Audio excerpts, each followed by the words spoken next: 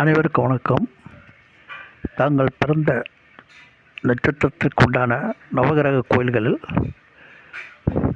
சூரியனுடைய நட்சத்திரமான கிருத்திகை, உத்திரம், உத்திராடம் நட்சத்திரத்தில் பிறந்தவர்கள் செல்ல வேண்டிய கோயில் சூரியனார் கோயில், கும்பகோணம்.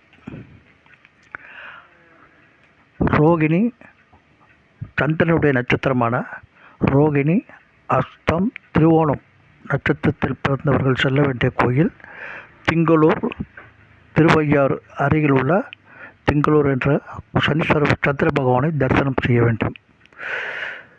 செவ்வாய் கிரகத்தில் உள்ள நட்சத்திரங்கள் மிருகசீரிஷம், சித்திரை, அவிட்டம் ஜென்ம நட்சத்திரமாக கொண்டவர்கள் செல்ல வேண்டிய கோயில் வைத்தீஸ்வரன் கோயில், சீர்காழி.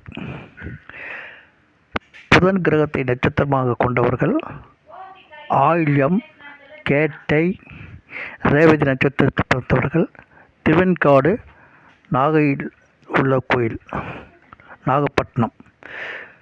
குரு பகவானின் நட்சத்திரமாக கொண்ட புனர்பூசம், விசாகம், பூரட்டாதி நட்சத்திரத்தில் பிறந்தவர்கள் செல்ல வேண்டிய கோயில் ஆலங்குடி, திட்டை, தஞ்சாவூர்.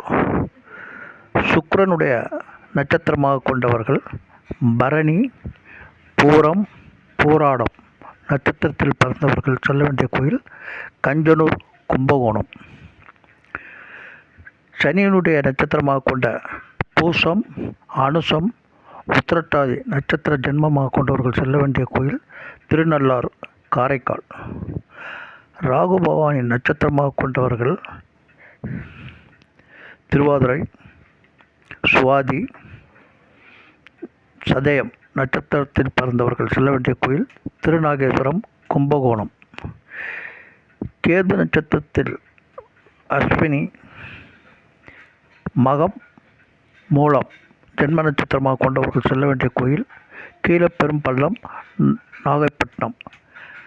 இவை அனைத்தும் கும்பகோணத்தை மையப்படுத்தி அதை சுற்றியுள்ள அனைத்து திசைகளிலும் நவகிரக கோயில்கள் அமைய பெற்றுள்ளது. கும்பகோணம் மாவட்டம் துணை கொண்டு வரைபடம் துணை கொண்டு அந்த கோயில்களை சென்று தரிசனம் செய்து வந்தால் வாழ்க்கையில் சகல சௌபாகியங்களும் பெற்று வாழலாம்.